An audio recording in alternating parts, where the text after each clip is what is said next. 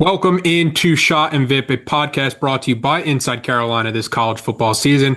I'm Taylor Vippolis. He's Jeff Schoettmer. We are both Carolina football lettermen, and we're here to break it down all season long for Inside Carolina. But first, I have to mention we've moved our website at Inside Carolina. We're all part of the new site at On3. It's the same staff, the same standard, just a new home on the On3 network. You'll need to create a new account, and you can join now for just $1. It's a great deal. Go to InsideCarolina.com to learn more.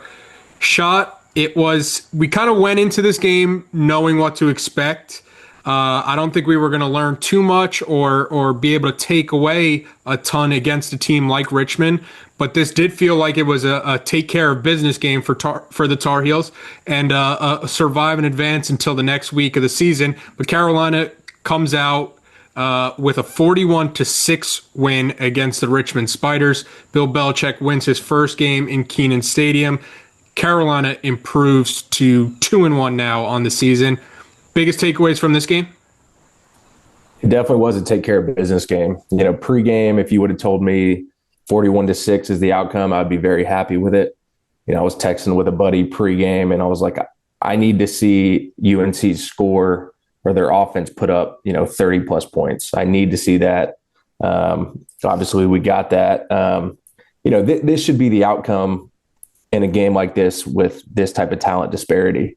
The good thing is we handled business. It was a good effort in all three phases. There were some mishaps on each side of the ball, but a pretty clean game from start to finish. No turnovers with our starting offense. No TDs allowed on defense. We score on defense. Clean special teams for the most part, other than the surprise onside kick, which is they executed well. Richmond did coming out of half. We took advantage of Richmond's mishaps. We stopped a fake punt. In the past, we haven't seen great special teams from our guys. So we actually had a good punt return from Will Hardy. We pinned them deep on kickoffs. Overall, decent performance from us. And, these are the two games we needed after TCU to kind of get our bearings back, get the train back on the track, get some confidence from, players at every position, offense, defense, special teams. And this is exactly what you need to do to a team that is very inferior to you. So overall, good win. Congrats to Bill. First home win for him, put us 2-1 in a good position. I feel like most people would think this is kind of where we would be going into UCF, 2-1. 3-0 would be great. Obviously, awful performance versus TCU, but we're back on track, and I'm feeling positive about things right now. Yeah, I think if you're North Carolina, you took care of business, the Charlotte game, the Richmond game. Ideally, you would have started with those games, and then this is the week that you play TCU. But that's just not how the schedule broke for North Carolina. But it has been if you're looking for the biggest takeaway, I think, from this game and from the Charlotte game and from the TCU game is even though the talent level has kind of dipped in the teams that you're playing, the team that you're seeing for North Carolina has gotten better and has looked a bit stronger in each performance. And I think, I don't know how many episodes of this podcast we've done, Shot, but I'm fairly confident we're going to do something for the first time ever. Let's talk about defense, because the defense was the star of this game. We're going to talk about defense first for the first time, I think, in this podcast's history. But what did you see from this North Carolina defense that when you mentioned that this was a take care of business game, it kind of starts and stops with the defense being the ones that kind of set the tone for this one, holding Richmond to under 200 yards total in this game, 75 passing yards, 2.6 yards per rush, just an all-around dominant performance.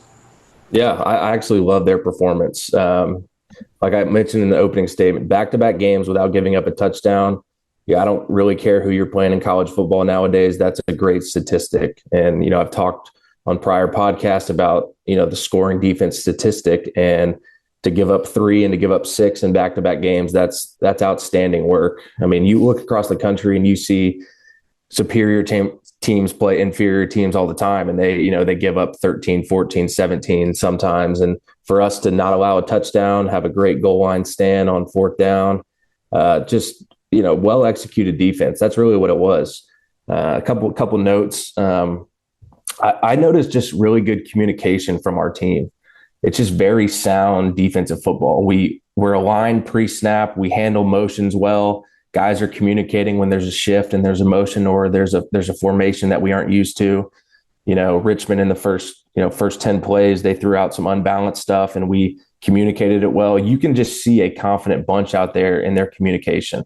I think it's led by, our linebackers. Simpson has played a lot of ball, so he's seen everything. Will Hardy's a great communicator back there. Dixon, even though he's a uber talented guy, he doesn't get the the spotlight in terms of his, football IQ, but I think he's very good in that sense too. Good tackling. We're seeing our team progress in the tackling department, missing less and less tackles, taking good angles. We're seeing really good fundamentals and knockback from the defensive line. Obviously, Richmond and Charlotte do not have as good of offensive lines as TCU, but you can only play who's on your schedule. And for us to, stay in our gaps, play with low pad level, play with gap integrity, that's really good football. It's really good fundamentals. I was impressed with with our pass rush from the D-line. We got some sacks finally. That was good to see. Back-to-back sacks by, what is his name? I can't pronounce it. Number 9, the transfer from Delaware. I know who you're talking about, Melkart, but I don't know how to pronounce his last name either. It's a mouthful. An announcer's worst nightmare seeing that last name coming. Absolutely. Forgot to mention we score on defense, right? We create turnovers and we ourselves take the ball and get in the end zone. That's just great defense. Another thing we did well is handle the QB run game. Going into the game, I think Richmond, obviously had a very big mobile quarterback, and in the past, we haven't been able to handle the run game from opposing quarterbacks, and I thought we did a great job of that. Like I said, the goal line stand was great defense, but just overall sound, nothing spectacular, but we were just, we tackled well. We got off blocks. We tackled on the perimeter. We knocked the quarterback down. We disrupted in the throw game a little bit. So just overall very, very sound defense. And I like where we're trending. I really do. You can see the guys start to play with more confidence. I love Dixon's energy out there. Simpson, makes a great play on a, running backs running east and west, and Simpson comes out of the middle and sticks him. And Dixon is flying over there to celebrate with him. I'd like to see more emotion from our guys, but overall, very, very sound performers from us. So the last time actually that North Carolina's defense held opponents without touchdowns for back-to-back games, any guesses? I know this because I was part of the team, baby. Yeah. 2012 ECU and Idaho. Yeah. I got to play in the 3rd and 4th quarter of both of those games, so I was partly responsible for not letting a touchdown, me and my guys. So I feel good about that. I'm looking up the box score right now. The ECU game, you're credited 3 tackles, a tackle for a loss, and a sack. Let's go. Was that your first collegiate sack? It was. It was. It definitely was. Yeah. I got a sack in the 4th quarter. Got some good some pictures from that. That was my first you know how all the players post on Instagram nowadays. Yeah. That was my first good, playing performance post on IG where you get a good picture on. So I do remember that. How quickly was it between getting the photos and then being up on the gram? Because I'm imagining it was almost a bang play.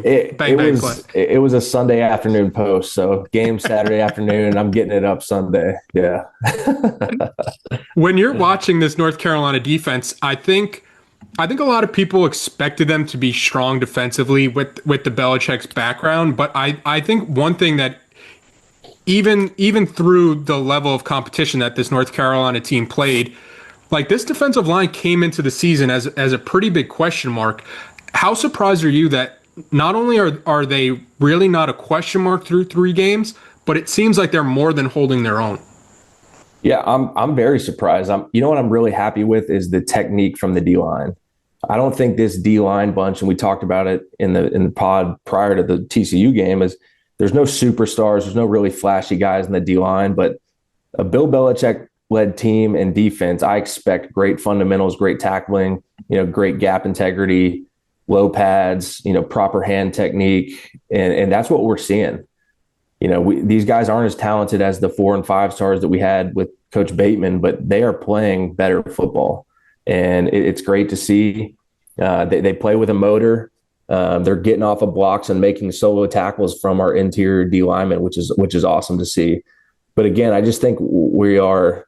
I don't want to say we're vanilla on defense. We're not throwing a bunch of complex schemes at teams, but we're just doing the sound fundamentals to play good defensive football.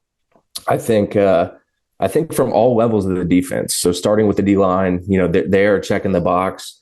Again, I think our linebackers are our best players besides Dixon on defense, and those 3 linebackers are playing a bulk of the game, and that's also a note too. We hit on it last week, but versus 11 personnel, and where most of the teams in college football are playing 2 off the ball linebackers, we are still playing 3 and not playing with a nickel back. And House, Gaynor, Bayor, and Simpson, they're all making plays.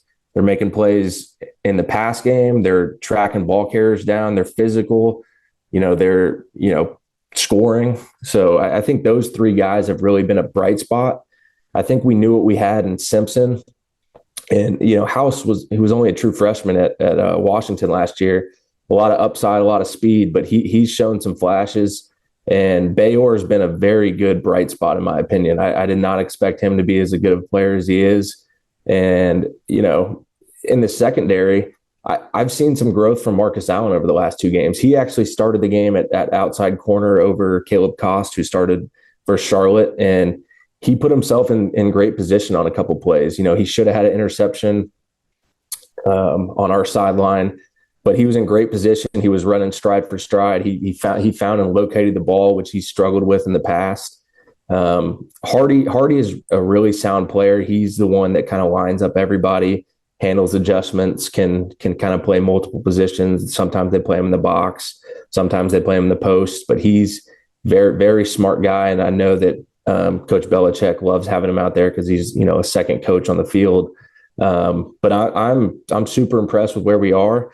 Obviously, UCF is going to be a bigger test than these last 2 games, and hopefully we can keep the momentum. But these 2 games, Charlotte and Richmond have been a great, just taking care of business games. But this is exactly what we should see from these guys. So kudos to them. Yeah, the UCF game is going to be the true barometer for how much this team has really improved since week 1, but you can only control who you play, and the defense has looked unbelievably strong the past 2 weeks. And you're looking at who played well on Pro Football Focus. I have the pronunciation now, actually, because the top player was Melkart Abu-Jadeh. That's how you pronounce it, Abu-Jadeh. So his grade on Pro Football Focus was a 90.6 in 30 snaps. Andrew Simpson was behind him with an 83.1 in 42 snaps. Then you have Leroy Jackson on that defensive line at 82.7, and then Bayor at 80.4. We kind of mentioned Leroy Jackson as a name to watch as we entered the season, because we talked about how anybody that was still on this team from last year, it was intentional, and there was a reason why those guys made the transition over from the Mac Brown staff over to the Bill Belichick staff, and it was because the Bill Belichick staff saw something in these guys to keep building on their development, and Leroy Jackson's a perfect example of that. Marcus Allen is going to round out the top 5 for who played well on the Pro Football Focus grades with a 79.7 in 46 snaps. So, it was a good bounce back performance for somebody like Marcus Allen, who really struggled in the TCU game and is going to be somebody that North Carolina has to count on to have success as they get into conference play. But quick break here so I can remind everybody about our friends over at Johnny T-Shirt. If you're going to be in Chapel Hill, you could visit them on Franklin Street. And if not, no worries. You can go online to johnnytshirt.com. They have everything that the Carolina fan could possibly want. The hats, the T-shirts, the jerseys, you name it, they've got it. It's great people, great customer service, great deals especially. They're always running great sales, great discounts. And if you go to Johnny T-Shirt, tell them Inside Carolina sent you. Inside Carolina premium subscribers save 10% off their orders. Shot, the offense, I'm going to start with the biggest worry, I think, on the offense. And it's a big worry on the offense. I'm looking at the Pro Football Focus grades, and it matches the eye test. Gio Lopez was the second worst graded player on this North Carolina team. So 30 players played for the North Carolina offense. Some of them, one snap here, two snaps there. But for people that played over 30 snaps, Gio Lopez graded out the worst. He was a 45.8. You're looking at his numbers, 10 of 18, 119 yards, 2 touchdowns, no interceptions. Glass half full, he took care of the ball. Glass half empty, I think North Carolina fans would have expected a little bit more production from him in a game against Richmond. And I do think it's a bit of a sign for fans to be worried about that. He really hasn't looked like a power forward quarterback, at least through 3 games yet. Yeah, I agree. He was not great, in my opinion. He missed some throws early. Even on the first touchdown throw to Ship, he had him open right away, didn't put it on him, threw a high ball. Ship makes a good catch, and obviously no one's around him within 10, 15 yards, and he runs into the end zone. He looked a little shaky to me. He missed a throw to Kobe Pacehour in the second quarter. That he had him wide open, and he was obviously kind of throwing on the run a little bit, but that's a ball that needs to be put on Kobe's body and then needs to be a touchdown. I'll give him credit for not turning the ball over and playing a semi-clean game, but he's missing some reads. He missed a quick 3rd and 5 that he ended up taking off and running, that we had a wide open receiver in man-to-man coverage. The eye test didn't look great. He is a big question mark for me on the offense. But the thing I'll say is I'm really excited about Juju. Damon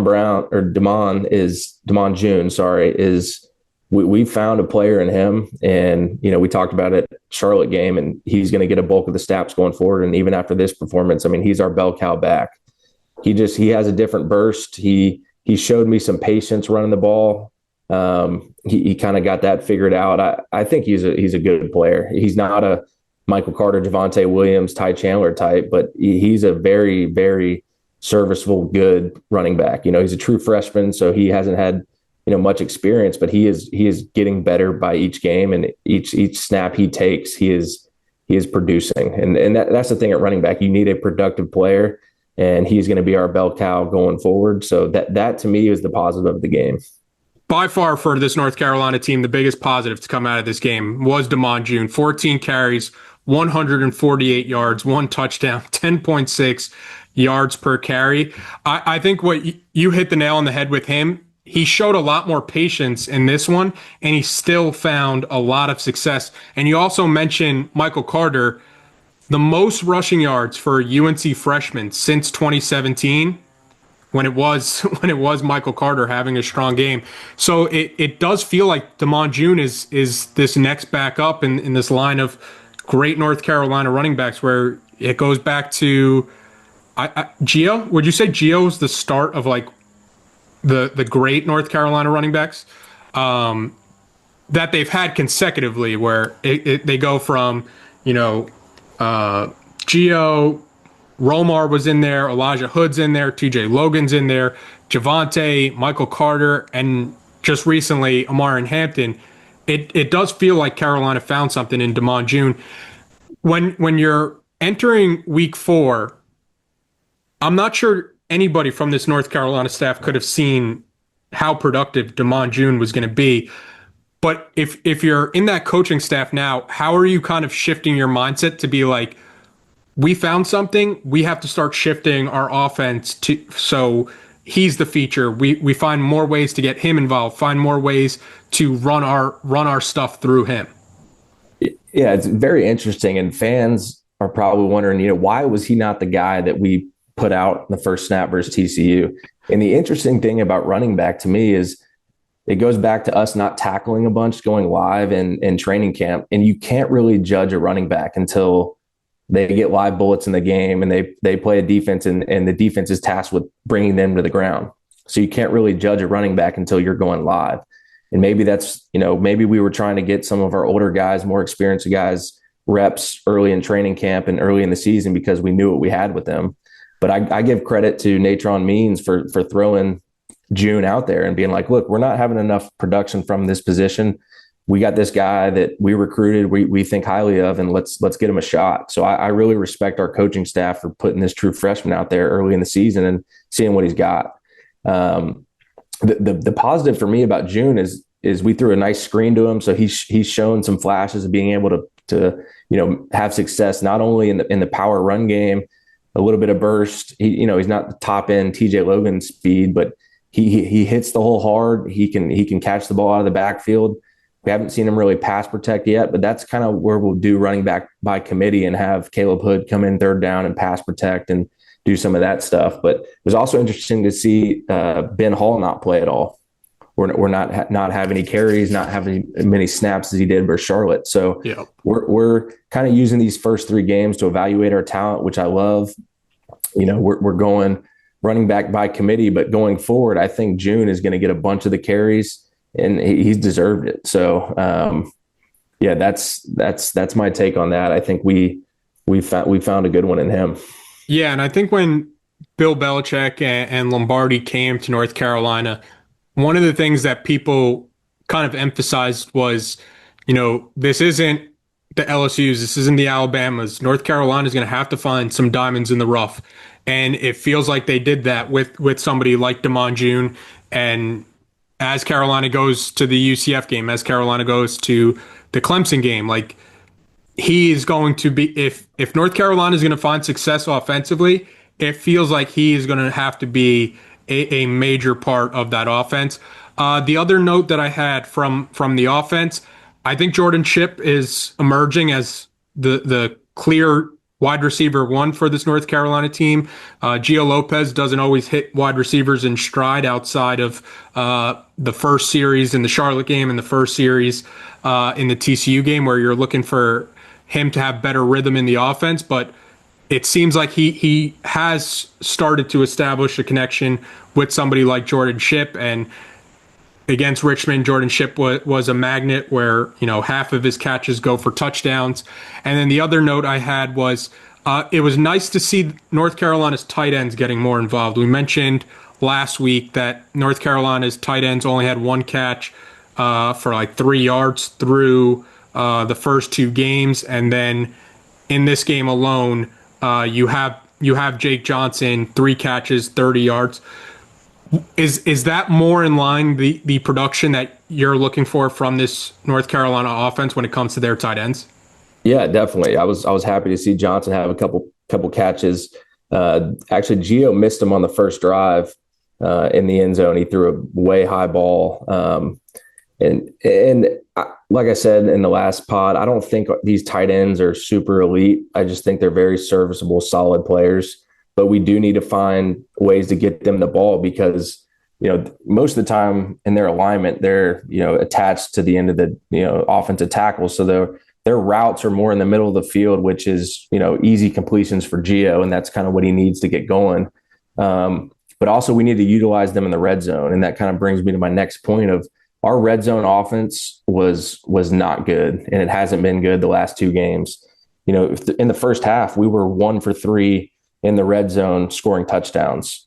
When an offense starts driving in the red zone, the defense's main objective is to make them kick a field goal. That's a win for the defense if they get down there.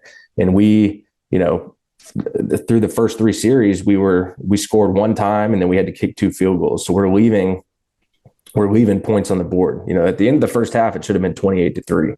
So that, I'd like to see our play calling, our execution, our offensive line get more knockback in the red zone, because there's not as much space as in the open field. So we need to get that cleaned up. We can't be settling for field goals, especially because we're not a super explosive offense. We don't have a ton of playmakers. So when we get the ball down in that area, we need to find a way to get the ball in the end zone. And then the other thing that I didn't like from our offense in the first half was, there's two things. The 2-minute drive we had right before the half, we get the ball back, 2 minutes to go, 2 timeouts, and we don't put any points on the board. That should be a quarterback's dream, is 2-minute drill right before the half. You got plenty of time. You got a full field, and we made some plays to advance the ball past midfield, and then we take a sack, fumble. Obviously, we get the ball back, but we end up punting. And against a team like Richmond, you got to execute and at least get a field goal out of that. We get no points, so that was disappointing to see. And then the other disappointing thing for me was when our defense gets a goal line stand. Okay, great defense from them, and we get the ball back. Our offense is on the 3 or 4 yard line, and we do not get a first down to give ourselves some field position. We do a 3 and out, gain 6 yards, and then punt the ball right back to Richmond. When our defense has a big stand like that, our offense, their main objective is to at least get a first down and advance the ball, let the defense rest a little bit.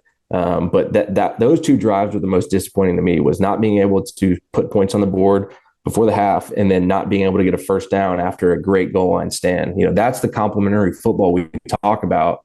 And that was very, very bad execution from us on both of those drives. And I know the coaching staff is harping on those 2 possessions specifically. The 3 things: red zone offense, 2-minute drill, and not being able to get a first down after a goal line stand from our defense. Those are the three glaring things for me. Putting the Richmond game behind us and looking at this team through the big picture, how would you grade North Carolina's offense, defense, and special teams through 3 games? As we kind of talked about after that TCU game, readjusting expectations and kind of looking at the Charlotte game and the Richmond game as basically like an extended preseason before your season ramps up. So where would you have each phase of football graded out for this North Carolina team? I'm going to start with special teams because we haven't talked about them in this episode, but I think they've been really good. I'm going to go ahead and give them an A. They've been very sound. If you look at all units, our field goal unit, we haven't missed a kick, we haven't missed an extra point, been perfect operation. Our kickoff teams have been great. Like I mentioned earlier, we pinned them 2 or 3 times inside the 20. We're running down, making plays on the kickoff unit. Kickoff return, we haven't really had many opportunities. Punt return, we had a nice 22-yard return this game from Will Hardy, but he's doing a good job of tracking the ball, making fair catches, possessing the ball at the end of the play, which is the main goal of the punt return unit. We've handled punts well. We had kind of one mishap where our punter dropped it a couple of games ago, but the ball placement's been good from our punter. The operation's been good. The coverage has been good. Penalties, we haven't had any on special teams, so we stop a fake punt in this game. Obviously, we can mention the onside kick. It was well executed from Richmond, but I'd go ahead and give our special teams an A through the first 3 games. It's exactly what you want from them. Offensively, I'll give us a C. We've shown some flashes of being able to move the ball, especially in the 2 opening drives versus Charlotte and TCU, but just sustained success, and we haven't had that. We've obviously turned the ball over a few times in the TCU game. We need to see better red zone offense. We need to see better situational execution from them. But again, we just aren't going to be this crazy explosive offense that we're used to seeing over the last 10 years in North Carolina. It's going to be a different style of winning. And, for our team to have a successful season, we're not going to score 28, 30, 35 points a game. We're going to win games, 21-17, 20-14, 24-10, stuff like that. And so I'd give our offense a C. Obviously, UCF is going to be a big test for us. They've only played 2 games. They've had a bye, so we don't know much about them. But it'll be good to go against another P4 team and see where we kind of stack up. And then defense, I'll give them a B-.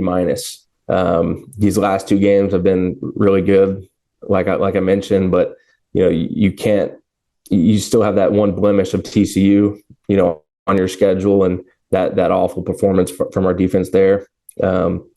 So, again, recapping: special teams A, defense B-, and then offense C. Going into the season, I did think our defense was going to be more productive than our offense. I imagine us to have a top 50, top 40 defense, and I think that's kind of where we're trending. And, play sound special teams, make a few plays on offense, and, kind of muddy up the game, win ugly per se. That's Bill Belichick's mantra when he doesn't have Tom Brady. Play sound defense, play sound special teams, and put enough points on the board where you're running the ball and dragging out the clock a little bit, shortening the game. So yeah, that's kind of where I think we stand over the first 3 games. Yeah, it feels like North Carolina's season is starting on Saturday when they go to UCF, to the Bounce House. It's a 3:30 kick on Fox. We will be back next week to break it all down, man. Schott, appreciate the time as always, and appreciate everybody watching and listening.